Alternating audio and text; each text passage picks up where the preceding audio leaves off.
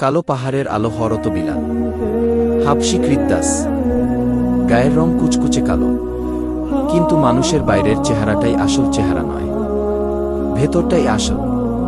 ভেতর অর্থাৎ হৃদয়টা যার ধবধবে পরিষ্কার, সেই তো কেবল সুন্দর মানুষ। বিলাল কালো হলে কি হবে? তার হৃদয়টি ছিল চাঁদের মতো পরিষ্কার, জ্যোৎস্নার মতো সুন্দর, সূর্যের মতো উজ্জ্বল। আর তার বুকে ছিল বজ্রের সাহস। সে সাহস ছিল সমুদ্রের মতো বিশাল, পর্বতের মতো অনল। কালো মানুষের ভেতর যে এত রূপ, এত সৌন্দর্য থাকতে পারে, তা বিলালকে না দেখলে বোঝাই যায় না। বিলালের এই সুন্দর সৌন্দর্যের আসল রহস্য হল তার বিশ্বাস। তার গভীর বিশ্বাস এবং ভালোবাসা ছিল আল্লাহর রহমতের উপর, আল্লাহর উপর, নবীর শাহ উপর।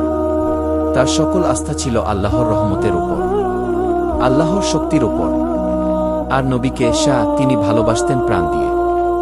তার সে ভালোবাসায় কোনো খাদ ছিল না, এতটুকু কৃত্রিমতা ছিল না। তাই সাহসী মানুষ